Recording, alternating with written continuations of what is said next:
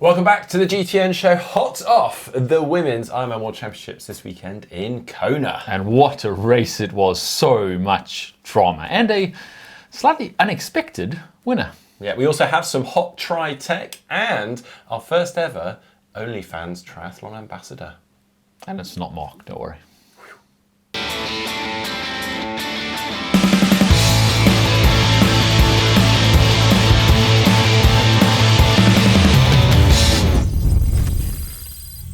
Okay, before we get on to the Ironman World Championships this past weekend, a couple of bits in the news that we spotted, and start with a couple of bits from Alistair Brownlee. So he has just joined the Saudi Triathlon Federation. Yeah, apparently he joins the Support Pathway Development Strategy, and you can't really think of anyone better to have on your team if you're trying to build a triathlon in your area. Not sure how much money they've thrown at him for this particular role, but it must be substantial, and yeah, I guess they're lucky to have him. More Alistair in the news though. He wasn't in Saudi Arabia, he was in New York City. Yeah, he's getting stuck into some tower running, in particular up Empire State. It's called the Empire State Building Run-Up, literally from the ground level all the way to the top. He said it's a bucket list event, ticked off, iconic chance to run up the Empire State Building and support CAF Foundation and learn a lot about the world of tower running, and I believe he placed 7th. Yeah, which is quite impressive. Took him just over 10 minutes, I think, to run up 109 stories or something. Like VO2 max to the... Oh, yeah, right, no thank you. A bit more news in the world of the industry of triathlon. Garmin and Strava are going at it. If you missed this, I mean, we've all been focused on Kona, you may have missed it. It's a little bit of old news now. However, I think it's relevant and we should probably talk about it a little bit. So Strava is suing Garmin for apparently stealing their heat maps and their segments.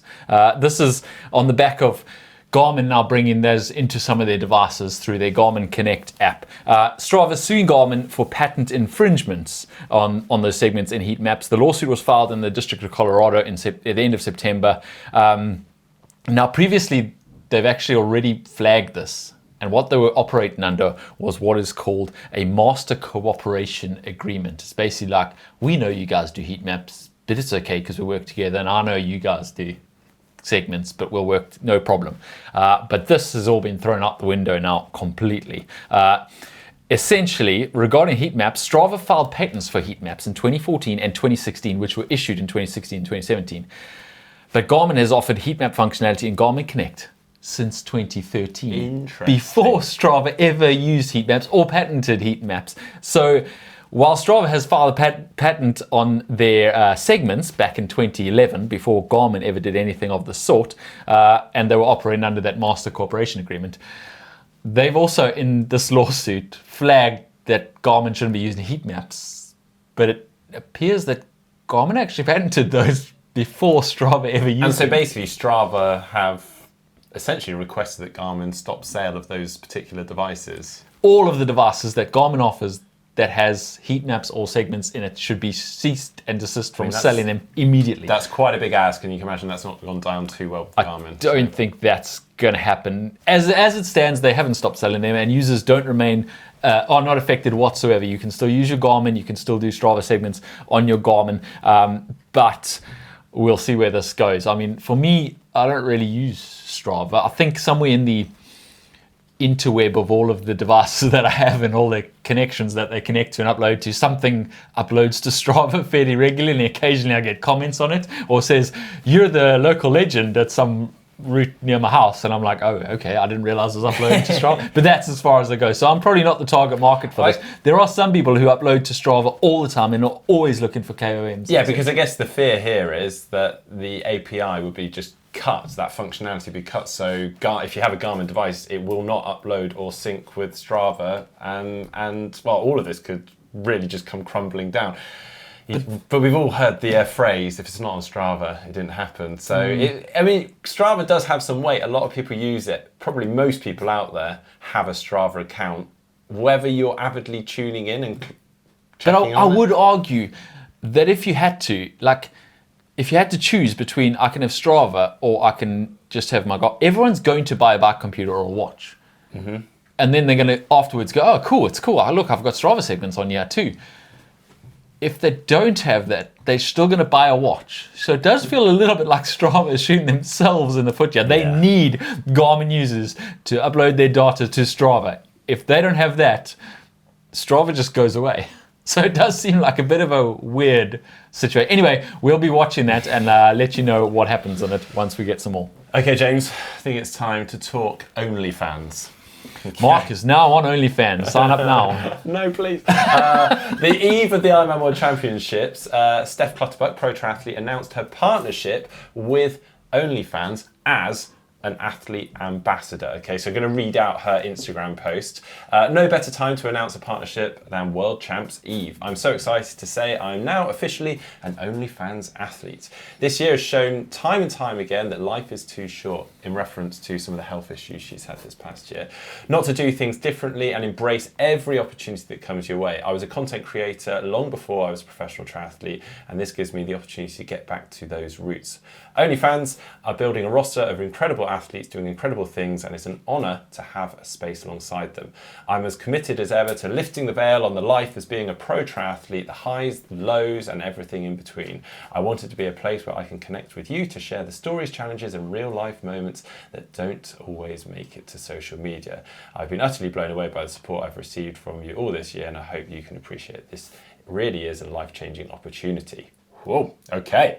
So first off, what is OnlyFans, in case you've been under a rock? Yeah. So it's a subscription site which, to be honest, has, on the most part, been associated with adult content, although it's not exclusively for that reason. In fact, actually, the whole platform, from my understanding, was actually had a very different intention. They hoped for content creators, experts to come onto OnlyFans, and they would have these fan bases they'd be able to share tips and things with. Essentially, rather than just Instagram, where you put it out for free and hopefully get some engagement and stuff, people actually subscribe to your content so that you get something back for creating that content. Yeah, so think of it more like a Patreon site. It's essentially that, and yeah, you pay a fee to be a part of Steph Clutterbuck's page, and therefore you get her content.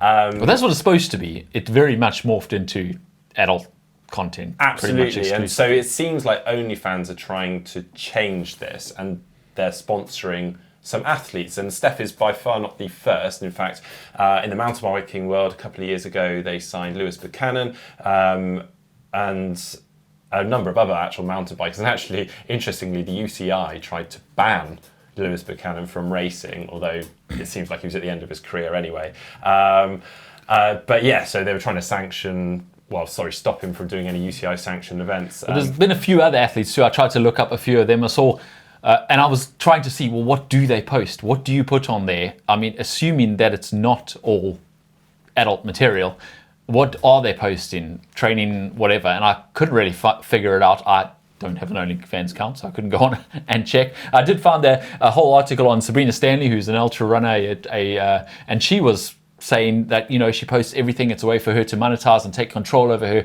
earnings. She now no longer has to have a run shoe sponsor, because she can now get that money from OnlyFans rather, and she can choose whatever shoes she wants to run in. She's rotating 4 or 5 different pairs of shoes instead of being tied into a running shoe contract, for example.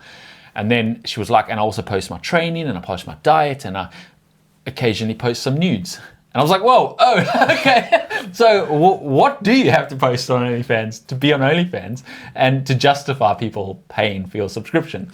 Presumably, though, that's a personal choice from Sabrina. Yeah, exactly. But so what will Steph be posting that she's not already posting on Instagram? Mm-hmm. What are we getting from her? Yeah. Now, just to backtrack a little bit, in case you're wondering, who is this Steph Clutterbuck? Oh, yeah. Now, she was a top age group triathlete. She was actually part of that Swift Triathlon Academy team before she turned professional at the start of 2024. She since then qualified for her first World Championships this year in Kona, when she finished second in Ironman Chattanooga in late 2024. Prior to triathlon, she was actually a very good swimmer nationally. Then she turned to rowing as well, competing for Great Britain, and then obviously now transitioned to triathlete. And she's obviously, because of that, she's known for her swimming strength, and was in that chase pack behind Lucy at the weekend. We actually had her in for a video which we made on what it takes to be a pro athlete, and we discussed our own histories to be pro athletes, but also her journey and how she's making it as a pro, a new pro. And I guess maybe we need to get her back in, because apparently it takes being on OnlyFans So what's she going to be posting? Well, yeah, I mean, as she says in her post, I'm committed to lifting the veil on life of being a pro triathlete, the highs and lows. So as I say, a bit like Patreon, so be getting those insights behind a bit of a paywall. She obviously doesn't sound like she's trying to follow the nature of that adult kind of material that we see on OnlyFans. But the announcement has understandably kind of raised some eyebrows. Why would you want to be associated with such a brand? And the one that perhaps got me was that this was on the eve of the Ironman World Championships. The day before, we're about to celebrate the very best women in the sport. And it just seemed, I don't know, the timing seemed a little off. I mean, I can't really blame her for capitalising on that. No. That's all the eyes of the world are on the Kona that day, so she may as well capitalise on that. The question obviously is, and I did this, I went onto OnlyFans, I didn't subscribe or anything, I just went onto their page to see what was on there. Oh, yeah? And 99% of it are scantily clad women. Now, not everyone's fan of Steph Clutterbuck is going to look for scantily clad women. They're looking for triathlon advice, including younger age groups, etc., are going to see that on her kit. Mm-hmm. And young men, young women are going to look on that, go onto OnlyFans, and then just be absolutely bombarded with adult material.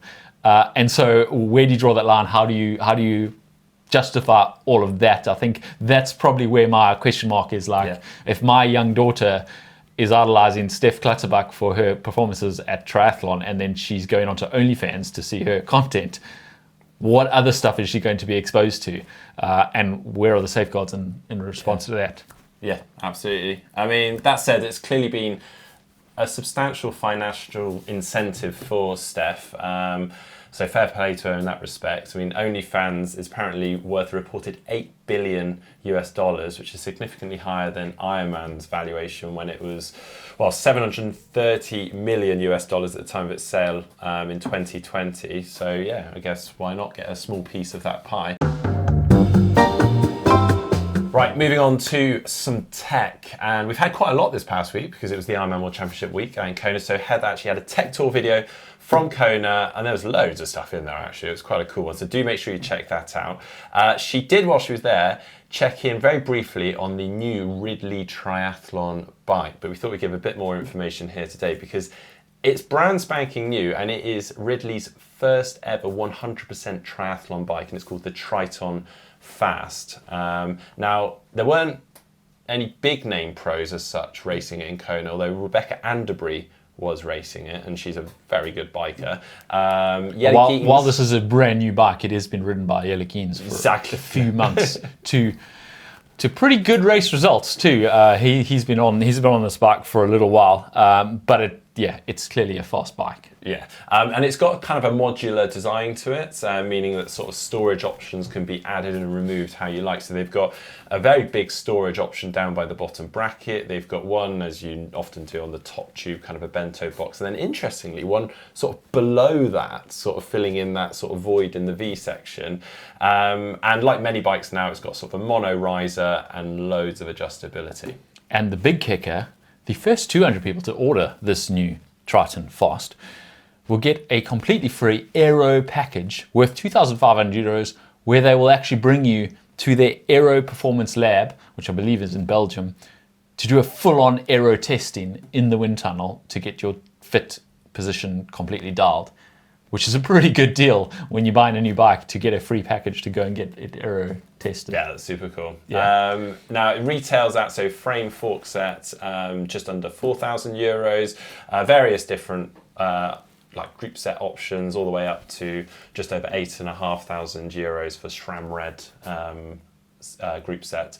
So yeah, pretty cool. Also, we've got a couple of new products from Vision. We've got their TFA and TFE Evo bars. So firstly, the TFA Evo replaces their sort of dual stack with a mono riser, which saves weight, it's faster, and obviously a bit more in line with a lot of the other existing triathlon bikes out there, making it a bit more compatible. It's got a ton of adjustability, spacing, angle, and pitch. So it now goes from 0 to 30 degrees in pitch. And they've also got a TFA Evo base bar for kind of seamless integration to that. And then they also have released the TFE Evo, which is the more top of the line one, which is more molded around your forearms, developed and ridden by the best cyclists and triathletes in the world already. Ergonomically designed around your forearm so you can be a lot more comfortable. 4 different lengths, a ton of adjustability also in these, and different compatibility options, so it can fit on many different bikes. It's got loads of, like, if you look through the website, it's got just tons of different adapters for every different bike. It's quite cool. It's very neat. So the TFE Evo, the one that James just talked about, retails at €679, and then the TFA Evo, €219. All right, on to race news, and of course, we are talking about Kona, the race that was heard around the world. It was possibly the most dramatic Kona that has ever been, and that's saying something because there's been some dramatic Kona races over the years. So where do we start? We're going to keep this fairly brief because Heather has already done a whole race recap video where she followed the race along from beginning to end, and you can go watch that if you want to. And of course, by now, most of you probably have heard all the stories on social media already, but we are going to give you a brief rundown. So basically, as expected, Lucy Charles-Barkley dominated the swim. She came out with a 49.26 split, 1 minute 29 ahead of Hayley Chura, who had a little group with her, including Taylor Knibb, Chelsea Sodaro, and a few more.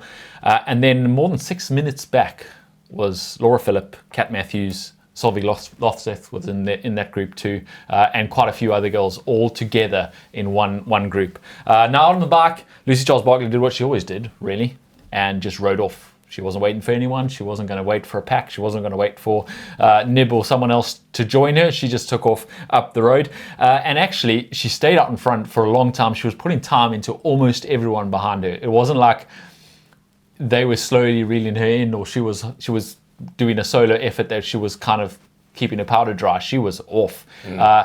Even Taylor Knibb was not putting any time into her all the way until they started climbing up to Harvey, when Taylor Knibb, who I think everyone will probably agree is the best climber on a bike in the world of triathlon, did put time into her, finally catching her at that Harvey turnaround.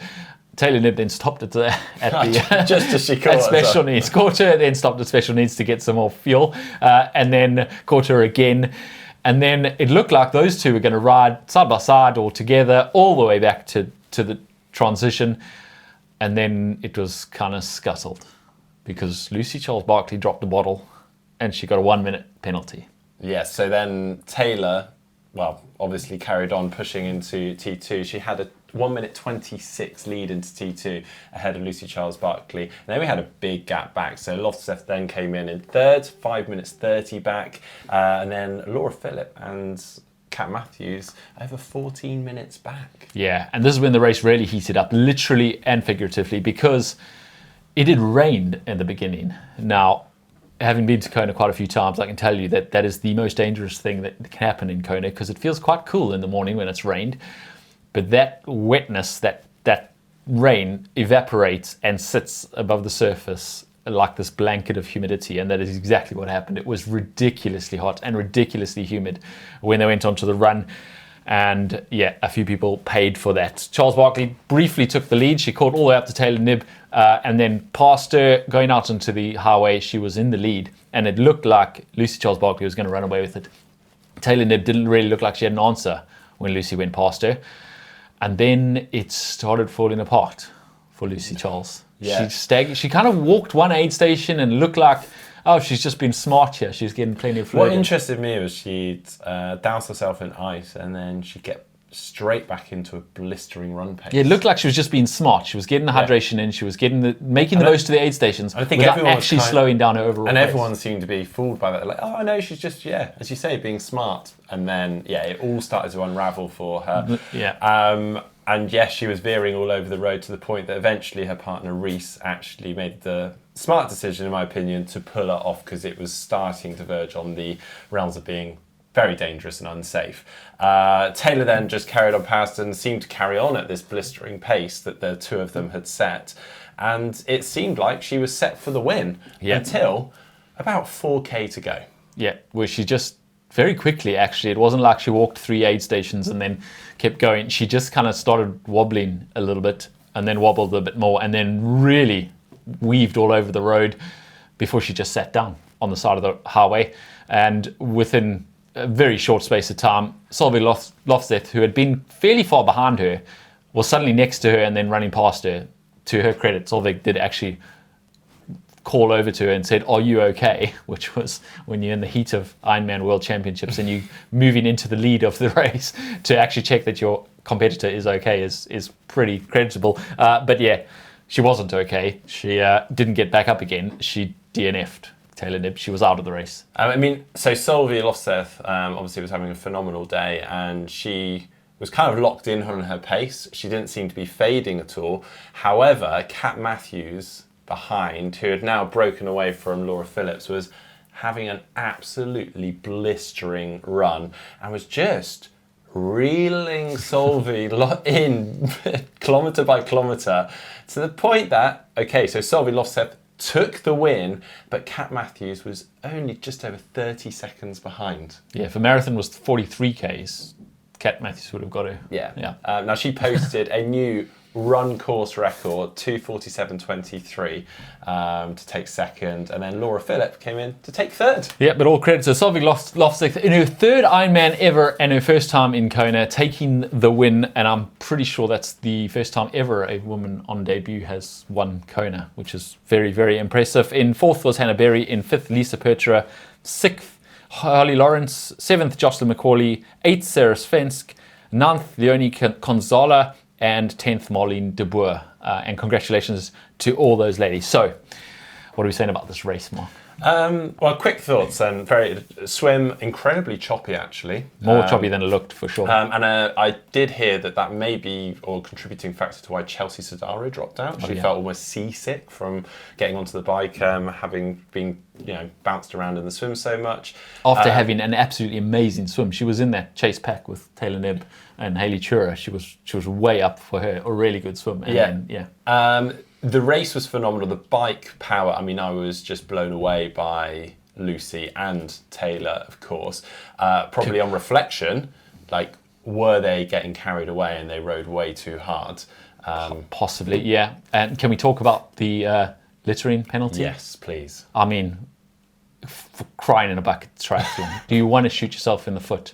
Can we just move to professional penalties for professional conduct? Just give them a fine and stop ruining the whole race. Why do we need to see? We finally have the two top women head to head on the Queen K, going to ride all the way back together. And then you go, oh no, wait, hold on. You got to go into this yellow tent for a minute and just ruin everything we're watching. Because you dropped a bottle, give her a $200 fine. And they're not going to go to this extent, but I really do believe that it's a professional race. We just want to see the very best racing on the planet, and it's showcased there, and you're doing it in such obscene conditions and temperatures. They should just be able to litter wherever they want, and you just make sure you clean up that course afterwards, because we want to see that spectacle unfold. I don't expect them to go that far, so keep those litter zones, but if there is an accidental littering, and it's very clear Lucy's was that, as you say, just fine them. Just give them a fine afterwards. Yeah, come on. You don't need to change the dynamics of the entire race. And maybe it didn't change the outcome of the race. But maybe it did. If those two were watching each other instead of just riding as hard as they can because they're scared of the person behind them or the person in front of them, they might have changed the entire dynamics of that race. But they weren't together because she was made to go into penalty tent. Anyway, rant over. This rant to start with. Credit to Solveig Lofseth. An absolute amazing performance. I would say it was completely unpredicted, except that Daniela Ryf did predict it. When we asked her before the race who she thought was going to win and who we should watch, she did actually tip Solveig Lofseth for the win. So, some people saw it coming. Some people saw her performance. Maybe if we weren't paying attention to Daniela Ryf's opinion, I guess that's on us for not paying attention to that. Okay, controversial opinion incoming. Soon after the race, Pro Tri News posted a meme of Gladiator and the quote from Gladiator going, "Are you not entertained?" And we were. Absolutely. No one can deny that was the most dramatic Kona we've ever had. We were very much entertained. Much like you would be if you put 10 gladiators into a coliseum with tigers trying to maul them while they tried to kill each other. It is very entertaining. I would probably tune in and watch it. But there's a reason we don't do that anymore, because it is barbaric. It is brutal, and people get hurt. People get injured. People get maimed by it. It's a bit too brutal for our liking. Now, is that the core value that Ironman is about? Or is it about the best in the world? And this is my contentious opinion that I understand. People are going to be in the comments going, he's all wrong. Kona is Kona. But what we saw in Nice was a spectacular race. And most people said after it, when you had 5 men, the best in the world, running side by side in the marathon, that was the best Ironman World Champs race we've ever seen. And everybody is saying after this one that this was the most dramatic Ironman World Champs race we've ever seen. Now, if drama is what we're after, fine, carry on, because that was what we got. You're going to get drama, much like gladiators in an arena. But if the best racing triathlon is what we're after, maybe asking the best athletes in the world to destroy themselves for our fame and adulation and all of that, and our acclaim and esteem, to destroy themselves on a course that is not fit for the best in the world to run their best. They're racing against the conditions instead of each other. Maybe Kona is not where we want to have the world champs. And I say this fully aware that we're all in on Kona again from next year, that Nice is gone, that Ironman has already made its decision, in my opinion, doesn't matter one little bit. However, this was dramatic and it was entertaining, but it was brutal. And if Taylor Knibb had stayed out there much longer, or Lucy Charles, they could be doing serious damage, like a heat injury that they never recover from, and we never see them racing Kona again because they collapsed in a heap and it took 10 minutes too long for the ambulance to get to them. Like, this is something that we not necessarily want to put our best athletes in the world through, when we could have them racing somewhere like Nice or somewhere else and see the actual racing, 5 of them side by side, running down. Seeing what they truly can perform. We're left after this with a little bit of a question. And it's only a small question, because I think most of the credit should go to Solveig Lothstedt for the win. She did do what she needed to do and she won. And she should take all the credit and all the acclaim that comes with that. However, there's a little bit of a question that goes, well, if you put Solveig and Taylor and Lucy and Kat and Laura on a different course where they weren't just racing against the heat, they were racing against each other, do you get the same result? Is Taylor Knibb actually the best triathlete that's ever lived? But we didn't see it in Kona because she melted in the heat. And we don't know the answer because they were racing in Kona against the heat. And some will argue that is what Kona's about. It's trying to crack the heat kind of part of the puzzle. However, and I agree with you, the probability of risk to health is so high in Kona that it sort of detracts from the performance element that we really are wanting to see.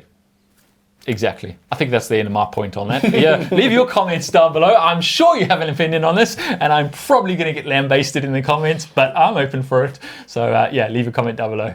Well, all that said, and even if I do think that Kona might be better somewhere else, there were still some pretty inspiring stories out there, including this one. Natalie Grabeau, 80 years old, and finished Kona. She actually stumbled and fell right on the mat as ramps up to the finish line. Yeah, slightly unfair, that little ramp. Completely stacked it and had to drag herself up and basically climb over the line. But 80 years old and finishing Kona, hats off. 16 hours, 45 minutes. Hats off. Incredible. Very well done to her. Also in the race news then, coming up, we've got quite a big weekend for short course racing. Well, I say short course, we've got T100 Wollongong, as well as all the short course WTCS racing. So on the same weekend, same location in Wollongong, we've got the under-23 race on the Thursday, the junior race on the Friday, and then T100 on Saturday, and then the WTCS Grand Final on the Sunday. Yeah, just to give you a heads up, the timing on that,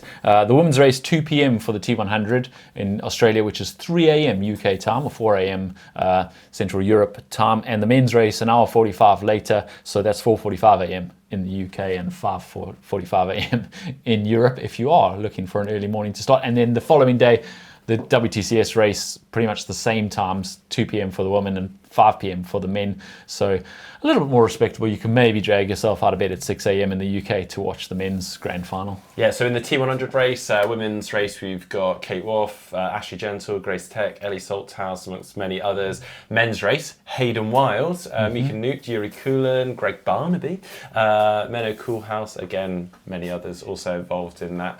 Now, over onto the WTCS race on Sunday, interestingly, Hayden Wild is also on that start list. So going to do the double again. Last time he did the double, he did 200, and then the next day he did the WTCS race, but it was a sprint. This time it isn't. In the WTCS race, in the men's race, Matt Hauser is currently leading the table there and looking like he's set to become grand or world champion. Yeah. Perfect 3,000 points going in. Couldn't have more if he tried. So yeah, he's definitely the nailed-on favourite. Yeah, and then in the women's race, Cassandra Beaugrand and Beth Potter are currently tied on points, but if they place 4th or lower, and Jeanne Lahair was to win the race, then she would actually topple them. But chances are, whichever one of them finishes in front of the other one, they'll take the title, which is interesting because 2 years ago it was Beth Potter. Cassandra Beaugrand went in with a slight lead, but Beth Potter took the win and took the title. And last year, Cassandra Beaugrand took the win and took the title. So this time, they're squaring it up and figuring out who actually is the best out of those two. Yeah, so very interesting races. As Mark says, also the under-23 world champs, also the junior world champs. A lot of racing happening in Australia this coming weekend. Okay, now on to Tri-Spy, and this is actually from a couple of weeks ago because in last week's GTN show, Heather was joined by Daniel Arif.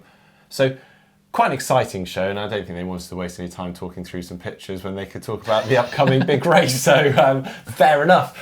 So 2 weeks ago, we had this image. The guesses coming in, we had Christian Blumenthal. Don't know who he is. Don't know who that is. But a few of you got the right one. Martin Hasser, Ivan Gruder both said Jason West. Ivan Nano, it's usually hard for me to guess these, but this one I feel I got. Jason West. He has a childlike smile that stands out every time I see him. And yes, you are all correct. Jason West it was. So this week we have this image. Let us know if you can identify who that is. Say what? Okay, some comments under some of the videos from last week. In fact, these are all under the same video. It's from the What It Takes to Win Kona. Again, with Daniela Reef. She talked through sort of some of the preparations and things she would do in the lead up to Kona and why it's such a tough race to crack and to win. So Chris Steiner said, K2 of Triathlon in reference to Kona, and a follow-up one from Adrian M, and I thought I'd put this in because a couple of people have said similar. Wait a minute, isn't Norseman tougher than this? I'd be more proud of Norseman. Anyway, that film you guys made was epic. I'll never forget it, and I've been watching Kona since I was a kid.